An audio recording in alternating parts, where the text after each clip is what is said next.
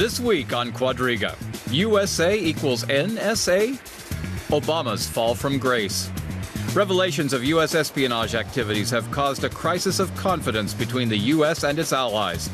Friends don't spy on friends. At least that's what European leaders have been saying. In Washington, however, the director of U.S. intelligence told reporters that monitoring foreign leaders was the basic tenet of his organization's work. And the NSA chief confirmed reports that French and Spanish intelligence had supplied his agency with information. So how do the U.S. and Europe go about rebuilding trust in the face of global espionage? Your host this week, Ali Aslan. Hello and welcome to Quadriga.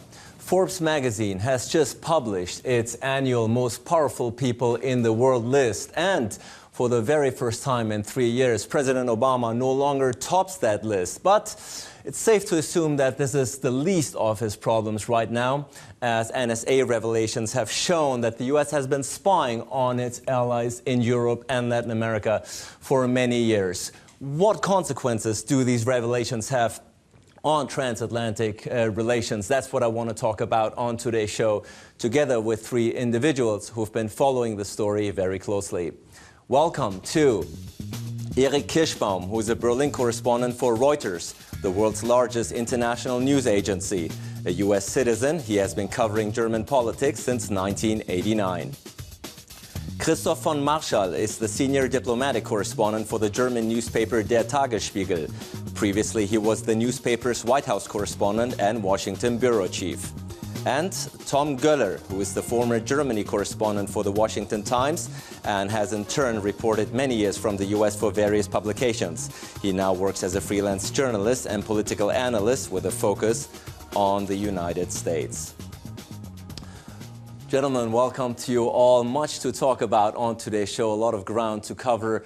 Christoph von Marschall, you have covered Washington for many years for one of the most important German newspapers. These revelations about the U.S. spying on Germany and even tapping Chancellor Merkel's phone, did they surprise you? No, not really. They were not surprising me, but again, we can see a huge difference between the perception in Germany and the perception in the United States. Germans now have a lot of mistrust versus the United States and their former hero, Barack Obama. And in the States, it's almost not a big story. They say everybody is doing it. And I think that is the main problem right now, that we have to shift through these cultural differences, how Americans and Germans are dealing with secret services, with the use of force, whatever you can name it. And in this sense, the Atlantic is getting a little bit broader right now. So the U.S. it's not really a big concern for the U.S., you say, but here's the point that everybody is wondering about, namely what and to what extent did President Obama know about the tapping of phones, not just of Angela Merkel, but also of the leaders of Brazil, Mexico, France, and etc., etc. Erik Kirschbaum. You know, it's almost damned if you do, damned if you don't. If he didn't know, it was really bad. And if President Obama did know and sanctions the tapping, it's equally bad, isn't it? Yeah, he can't really win on that question, but I don't know how much he knew, but presumably he knew quite a bit. And as you said, it's been going on for a long time. It's something the United States does. It's something, if they have the capability of doing it, they're doing it. The United States feels like it's in a war on terror. Germany doesn't feel like it's in a war. Germany's a bit of an island here. Terrorism is someplace else, but not in Germany. The United States has prevented a bunch of terror attacks in Germany thanks to this kind of data collection. And it surprises me that the Germans are so surprised about this. We've known for months Edward Snowden, all these things going on, and yet the Germans act like this is an amazing, incredible thing. It's not. So should we in Germany and other European and Latin American countries, should we just have expected, is that what you're saying? We should have just expected that the U.S. is spying on us and our leaders? I think a lot of people, including the Vice Chancellor, Philip Rissler, said in the summer, he assumes people are listening in on his phone calls. And he had the right attitude, and if Merkel is so surprised now, I don't know, is she really surprised? Is she naive? Is she being disingenuous? Who knows? The point is, we've known for a long time that this heavy-duty spying was going on.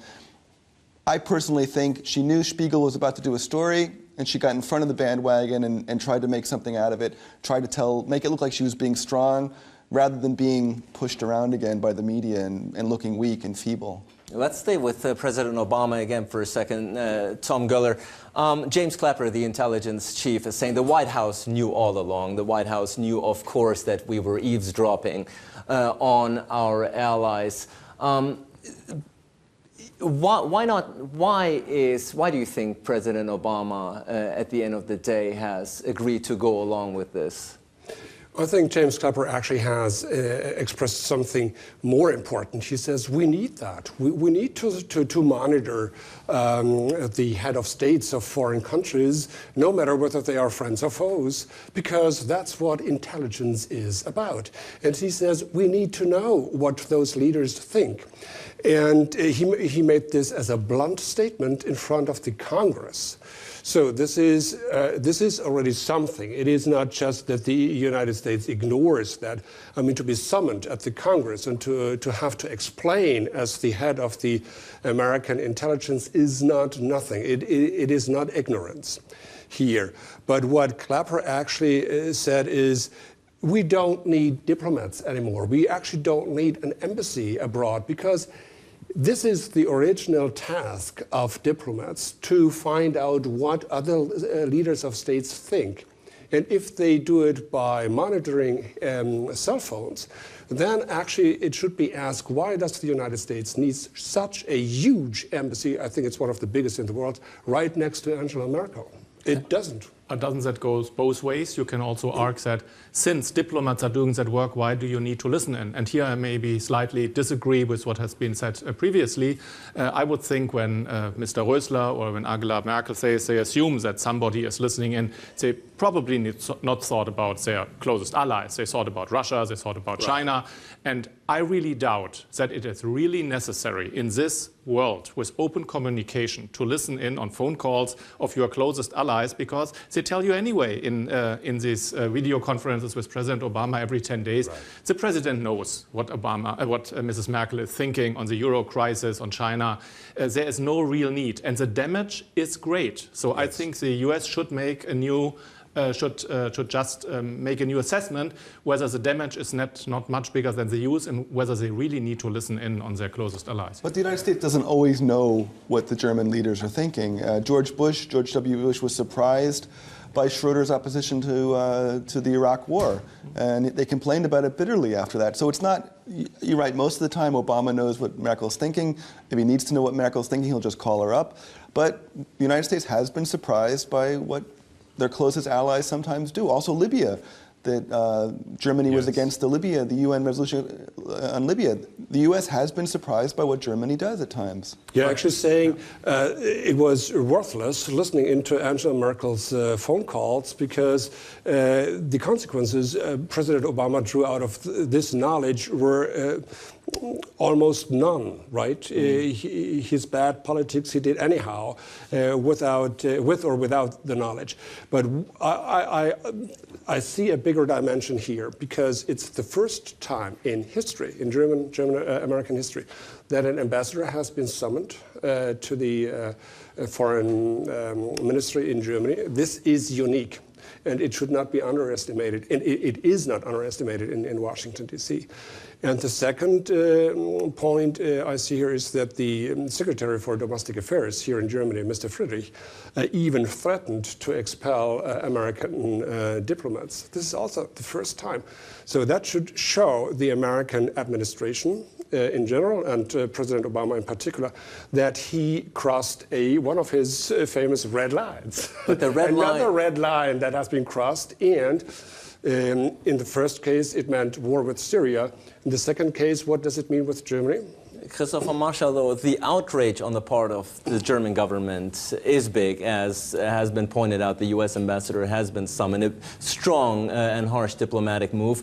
But the compassion, ironically, the compassion among the Germans in regards to the revelations that the Chancellor's phone has been tapped is rather limited, isn't it? Because Chancellor Merkel herself, during the summer, when it became news that the NSA has been spying on German citizens, really acted somewhat in an indifferent manner, didn't she? In fact, she declared this whole thing, this whole scandal to be over, her chief of staff, Roland Pofalla, did. And now that it's her own phone, she is outraged. A lot of people are saying it's hypocrisy.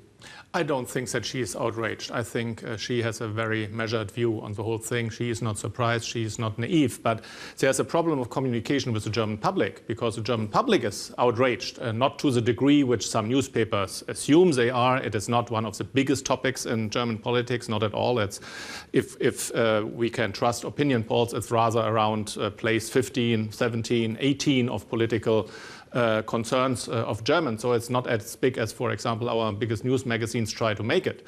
But there is an old tradition that German governments are not open with the public when it comes to the degree of cooperation. And so on one hand, they try to share the outrage in some sense and try to react in a way which looks like they are very determined and whether they have clear views on it. But on the other hand, they also know that there is a huge cooperation with the United States for good reasons. We just learned this week that probably the outrage in France about taking 70 million phone data over 4 weeks was totally artificial, because it might turn out that these data were provided by the French Secret Service voluntarily to the American Secret Service. So it is not a scandal that NSA was listening in on French people. If at all, there might be a problem that French secret services are listening in on their own citizens. And normally that is the only problem. People normally are not upset if you are listening in on foreigners abroad.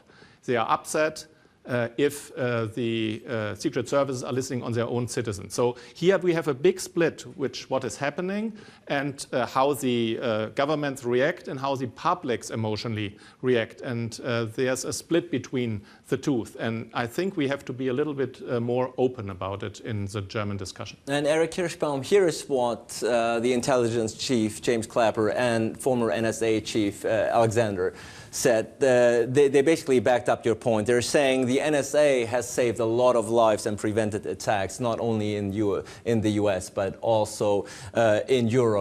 Which begs the question, though, if this is for anti-terrorism measures, why tap the phone of Chancellor Merkel? Who knows? Who knows what information you can get?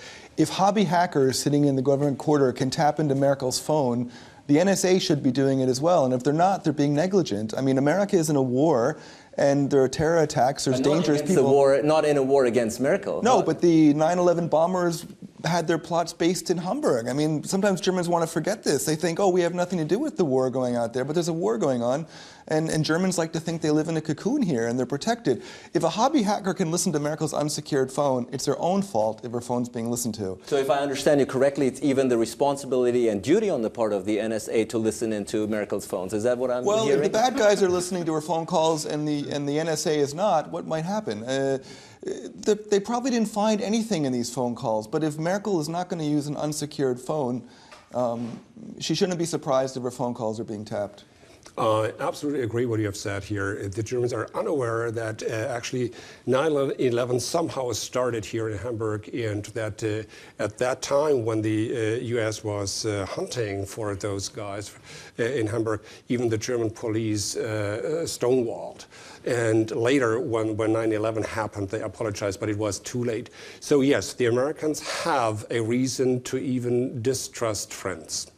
In particular, the Germans, who have been always so critical after 9/11, they showed immediate sympathy, but they also showed immediate disagreement with the war on terror, on the one hand. On the other hand, the Americans should learn, or should take this as an example, how to deal with nations in general. You cannot just act like a tank on the world stage and always forget about the mentality of people. I disagree with you in this respect, that this is just a problem of publicity, that Merkel knew. She is not naive. Yes, she might have known since August and not have cared before. This is a big issue for the German public, yes, but the German public also represents what the Germans think and feel. They feel hurt. 80 million Germans feel hurt. They take it personal, very individual personal, that their chancellor has been tapped or monitored. Shouldn't they? It shows, on the other hand, how naive the German public is, how the normal citizen But shouldn't the German citizens have the right? Shouldn't the German citizens feel offended? Of course. I mean, just to be clear, when I said Merkel is not naive, I'm not sure that she thought that Americans are listening in on their phone. She knows that somebody might be listening in, but she was probably thinking that rather other countries. And sorry, I don't see any connection between the Hamburg cell and the cell phone of the Chancellor. Of course, you are right that in Germany, people have been conspiring against the United States. But do you need to listen into the phone calls of the Chancellor to learn about that? I mean, there's no connection between the two. And the real problem, first, I try to line out where's the problem in Germany. There's a big problem in the United States that secret services are out of control after 9/11. There is a public atmosphere that whatever they are doing, as long as there are no big terror attacks, might be probably right, then we shouldn't criticize them. There is no proof that you need to do what you do at the moment in order to prevent attacks. And also, this claims that they prevented attack, if we ask the secret services or the US government, give us one example, they say, oh, no, we can't give you examples. The Sauerland bombers that were caught in Germany. No, we don't know whether that is through the secret service activity or not. We know that there have been attempts to do this in Germany. We know that somehow governments assembled information which helped to prevent that. But we don't at all have any proof that it was prevented by secret services listening in and all these activities. They will never give us examples. And they always will claim, oh, we can't tell you the details because these are secret operations. So we don't have the proof. And we also don't know where this scandal will be develop in which direction. There might be a lot of new things coming out. But after 8 years in the United States, really, I am convinced that the political oversight of secret services is not working at the moment, and Dianne Feinstein is the best example. She said we were not informed about it. The judicial oversight is not working properly as it should. Secret services in the United States are a little bit out of control at the moment. They are doing things they shouldn't be doing, and nobody is preventing them. And this is probably why President Obama is now announcing a review of U.S. surveillance operations. Is Erik Kirschbaum just for show? Is this just pretending to look into matters, knowing very well what was going on? There's a lot of show everywhere. I mean, Germany's outrage is a bit of a show as well. Obama was here in Berlin in June, as you remember, and he talked very movingly at his press conference. He seemed personally hurt by maybe they've gone too far. And he said that he kept talking about the word balance. It's important to get the balance right. And maybe things are a bit out of balance right now. Maybe they are a bit out of control. But if other intelligence agencies are listening to Merkel's calls with whomever, if the Russians, the Chinese, Israelis are listening to Merkel's phone calls, should the United States just turn the volume down and not listen? I mean, it's naive. That's naive. In this world, it's a dangerous world. If other people are listening to Merkel and who she's talking to, the NSA should be listening as well.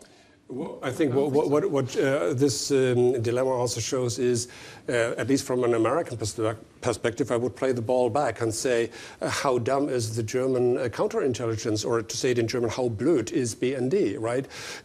To not prevent Merkel, or to make clear to her that she cannot use private cell phones or party-sponsored cell phones and talk clear on those phones. This also reveals that, in general, what has been said before, that Germany and obviously its government live here, as you said, in a cocoon. They think we are the only ones we are the good ones. Anyhow, that's their perception, and we don't hurt anybody, so nobody is hurting us, right? And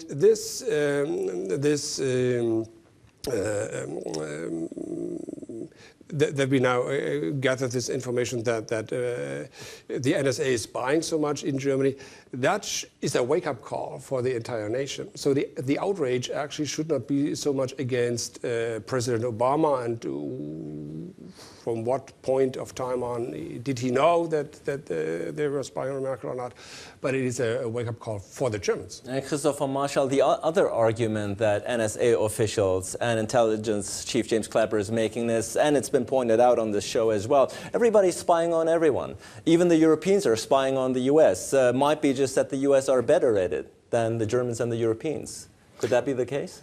Well, I think there are different shades of gray in this case. Of course, the US is a superpower, has bigger technical possibilities, also has bigger funding than other secret services. So they are probably doing more than certainly the Germans are doing, and probably than the French are doing.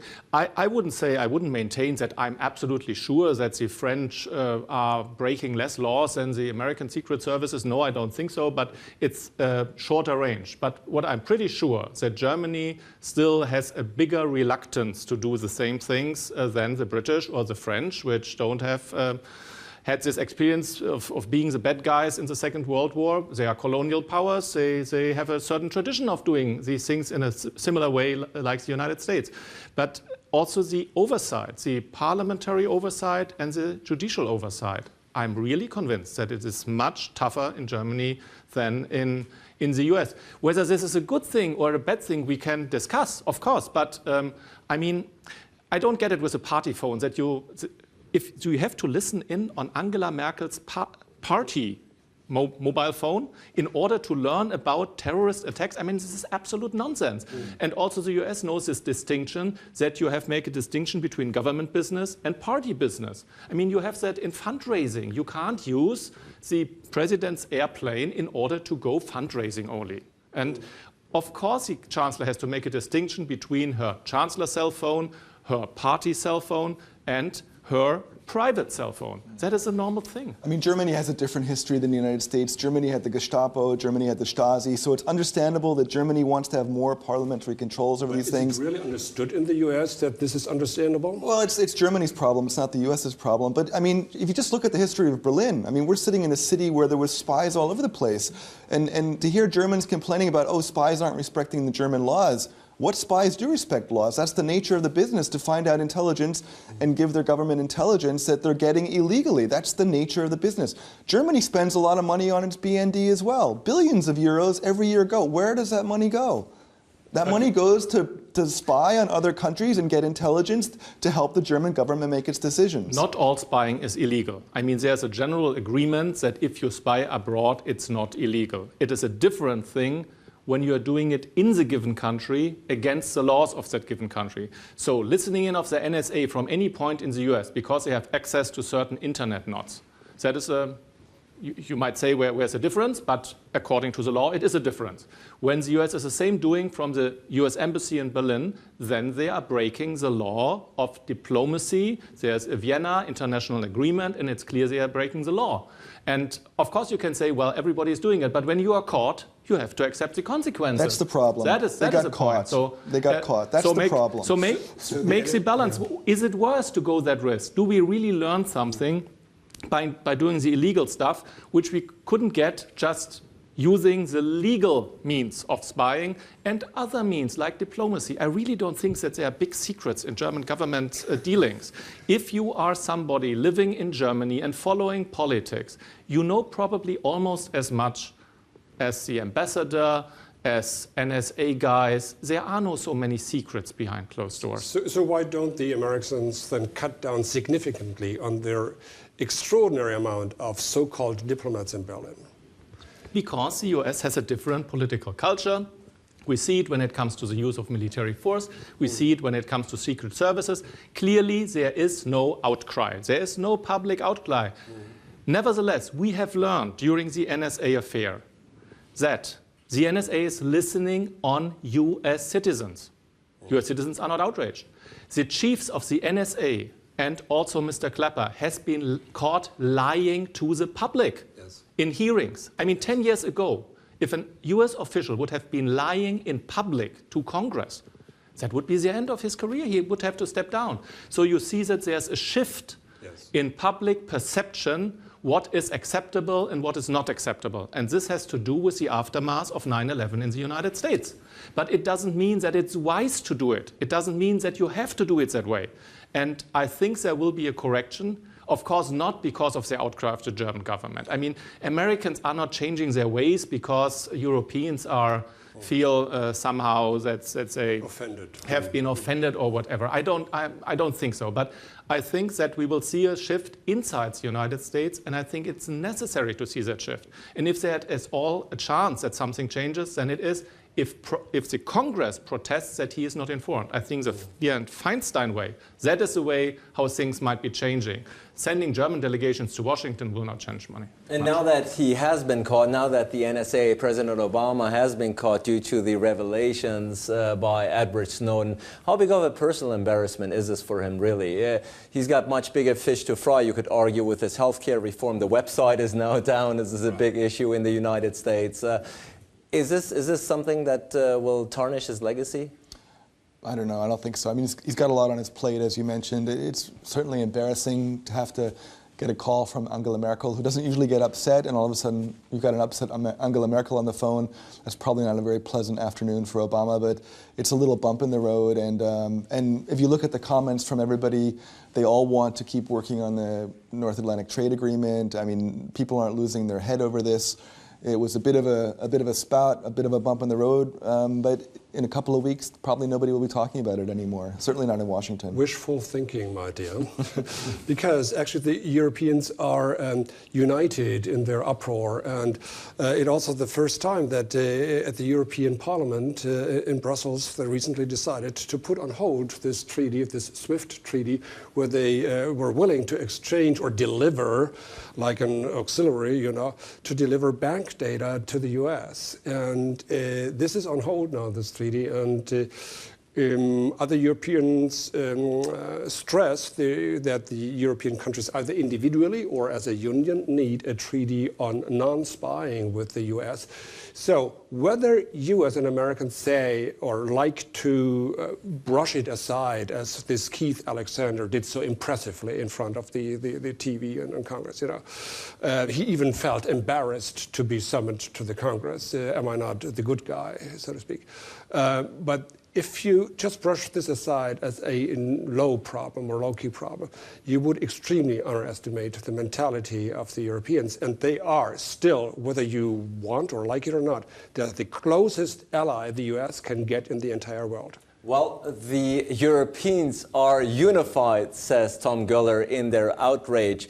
But is that really true? What will the Europeans do from now on? Will be there an orchestrated effort to prevent this from happening again? Let's have a quick look. Europe so far has failed to present a unified response to the NSA scandal. Germany and France have taken the lead, trying to get Washington to sign on to a no-spy agreement. Berlin has also called on the UN to get involved in tightening worldwide privacy laws. In contrast, privacy laws don't appear to be a priority in London. Prime Minister David Cameron has instead threatened British media outlets with repercussions if they don't show more restraint in publishing leaked documents that he feels threaten national security. Europe, meanwhile, is trying to move ahead with data protection reform that would tighten privacy guidelines by 2014. But will this protect EU citizens from the prying eyes of US spies?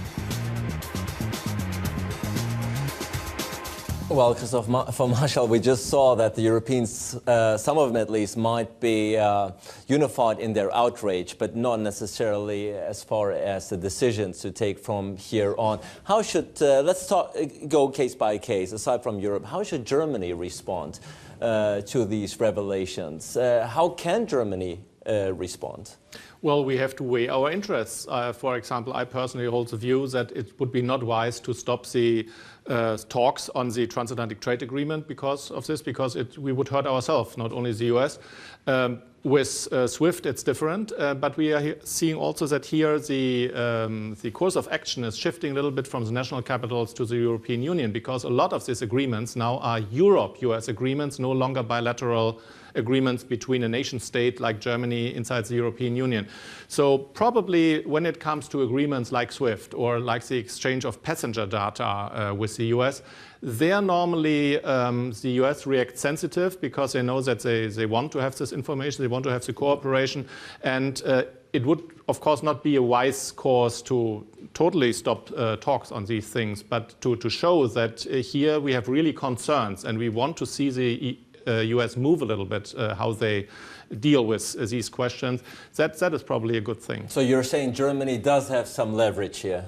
Yeah, but German media are overestimating that leverage. That is part of the problem. We have some leverage, but we shouldn't exaggerate how big this leverage is. And Chancellor Merkel, Erik Kirschbaum, has just sent a small delegation to Washington, her closest foreign policy advisors, and they want the U.S. to sign a no-spying pact, a no-spying agreement, which the U.S. already, in fact, has in place with nations such as Britain, Canada, Australia, New Zealand, the so-called Five Eyes agreement.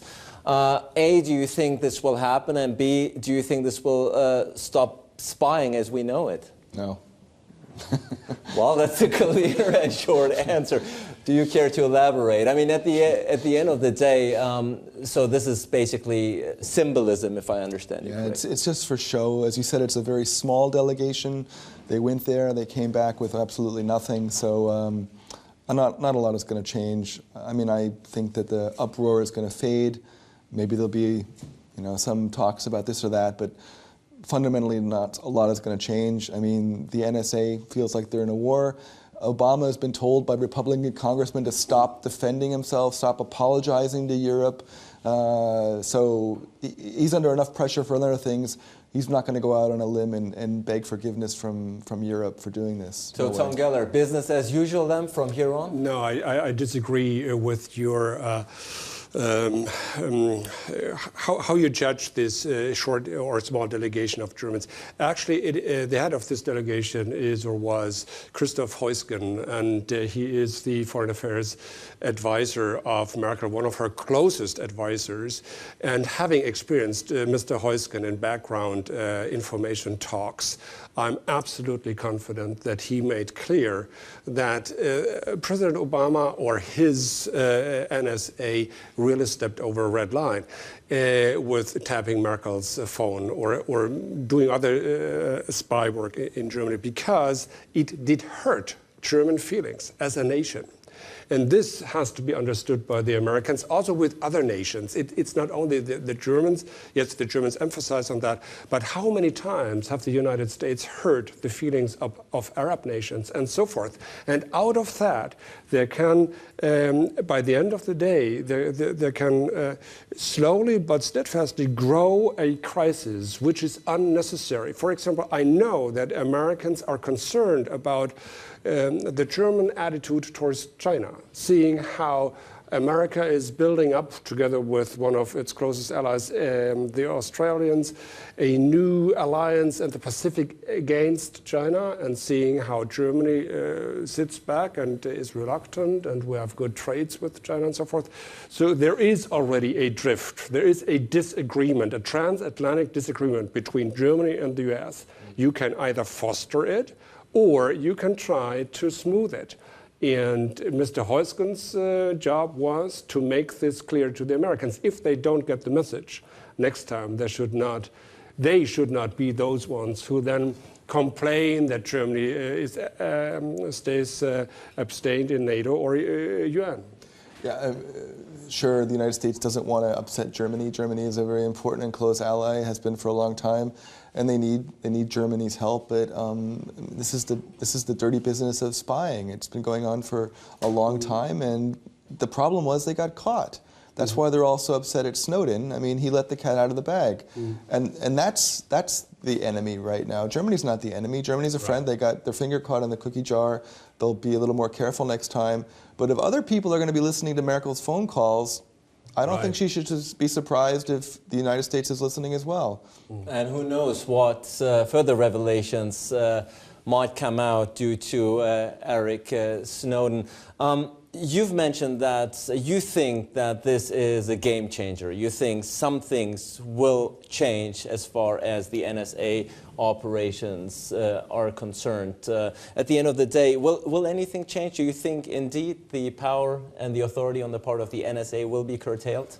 The most important thing again is we have different political cultures when it comes to these issues in Germany and the United States. From the point of view of Germany, not enough will change. That's for sure. From the point of view, when you understand political culture in the United States, something will change, but don't expect too many changes. My hope is, or my expectation is, that Congress will force the NSA and other secret services to share more on information, what they are doing, why they are doing it, and to considering whether that brings more harm or more security. And in this sense, that there might be a change of the practical oversight, there will be changes. There will be not a change of the whole culture, how you do business with secret services. No, of course not. That would be naive to expect, given the atmosphere in the United States. And there is not much public pressure. That is a big difference. Of course, in Germany, there is public pressure. So even if the US reacts, as you mentioned, the chancellor can't go smoothly along with it, even if she understands why Barack Obama is under his internal pressures. But inside the United States, something has to change. Otherwise, there will be a lot of damage for the relationship. But actually, when has ever changed something in the United States if it comes to intelligence? The whole thing reminds me actually about the Hoover time in the 1960s and 70s. And didn't they promise a lot after Watergate that things have to be changed and to disclose millions of documents and so forth? And actually, the intelligence services increased. But there's a change in culture. And the reason why we have this affairs like with Eric Snowden, it's exactly that we have this ebb and flow, how you deal with information. After 9/11 and also after the events with the so-called underwear bomber, there was a clear pressure that you need to share more information inside the Secret Service community because we had all these little information somewhere, but they were not put together, so it was not prevented, though it could have been prevented. Now that you share with far too many people sensitive information, then one leaker has already a lot of information. So also here there will be a change how secret services deal with their information. They will try to have less people have access to all the sensitive information until we have the next big event where again you say, oh well, the information hasn't been put together, so now again let's make the call for a need to share. And Erik Kirschbaum, of course, Germany is not the only country that is outraged. We've already mentioned France, but also particularly Mexico and Brazil. Brazilian President Dilma Rousseff has canceled a visit to Washington to express her displeasure with the actions on the part of the NSA. Now it's President Nieto in Mexico. Apparently his phone was bugged. Are you fearing that all the spying aside, are you fearing that the United States is running danger of isolating itself with its actions? Yeah, it's not sure, and it's not good. It's not a good thing for the United States, but these things happen, and presumably it will blow over at some point. I mean, I wonder, the Germans who are acting so upset, do they ever think about a terror attack that was prevented here in Germany, or the 8 or 9 terror attacks that may have been prevented thanks to this kind of spying, this wiretapping that goes on? I just wonder, I mean, do they want it both ways? They want security, but they don't want to have their phones wiretapped or listened into. I mean, do they want security, or do they want... No, they want it both ways. Yeah. Yes, they are spoiled since reunification, absolutely, because they feel supreme in this respect that they are the good guys, you know. And if you think you are good, you spend a lot of money on health care in Africa or so forth. You think everyone is nice to you as well. And I think this is, again, I repeat myself, this is a wake-up call for the German society, basically, more than for the German government. However, it should be also a wake-up call for the German intelligence. I mean, the Germans because they were unable to prevent this tapping of Merkel's cell phone. But Germans are very good at spying too. Marcus Wolf is a name well known in the United States. He's a big name. No, People know who Marcus Wolf was. Please don't. Yes, but please don't come up with a former East German head of their spy agency, because this was under a dictatorship, and the German BND is in no way a comparison to Marcus Wolf. But the Germans are good at it. Please don't. Yeah. We can make assessments which actions of secret services are good and which are not good. Nobody is here talking about you have to stop all activities because we don't need secret services. But a lot of things which secret services do are stupid and are necessary. And it's now it would be a good occasion to sort out that is something which is helpful, this is not helpful, this might be helpful, but it causes more damage politically than it helps us. So just let's not do it. Do these things which are important and which are helpful to prevent. But again, listening in on this cell phone of the Chancellor doesn't prevent terrorist attacks. There is no connection between the two. I absolutely agree. So the NSA, former NSA Chief Keith Alexander said, in order to find a needle in a haystack, first you need a haystack. So is that just collateral damage we're talking about? Yes. Yeah. Actually, yes. I mean, even the German members of parliament in the control agreement, they complain as well. They don't get information from the BND. They don't know everything that's going on. This is an age-old problem. It's not going to be resolved in a talk show on Deutsche Welle right now. I must correct you. The BND really informs if they want, even individually, every member of parliament in regular meetings, and especially when members of parliament want to travel abroad, they can get individual briefings to go there. So the BND actually itself defines itself as a service agency. So you are, in this respect, you're misinformed. But what I think another important point that reveals out of a sudden is that Britain doesn't complain. Great Britain is this old, strong, pillar, American pillar in Europe. And this whole spy affair might even foster the rim between Central Europe and Great Britain. And indeed, Prime Minister Cameron wants desperately not for more news to come out from Edward Snowden. We know about his dealings with The Guardian. Just very quickly, Christoph von Marschall, how much damage is this going to do to transatlantic relations? It is doing some damage, but it depends now on the political reactions, especially from Washington, how big this damage will be. If they just show a little bit understanding that they have to help the Europeans to get over it, then the damage will be less. But if they maintain their position as they do it at the moment, then there will be damage. There will be damage, says Christoph von Marschall, and it's safe to assume that some damage has been done by the revelations that the United States has been eavesdropping on its allies and Germany and Chancellor Merkel in particular. How the story will play out further, we will continue, of course, and follow here at Deutsche Welle. For now, I want to thank my guests for a very spirited discussion. Thank you for shedding some light and some disagreements and arguing on the program just as it should be. Thank you out there for tuning in, and looking forward to seeing you again next week for a new edition of Quadriga.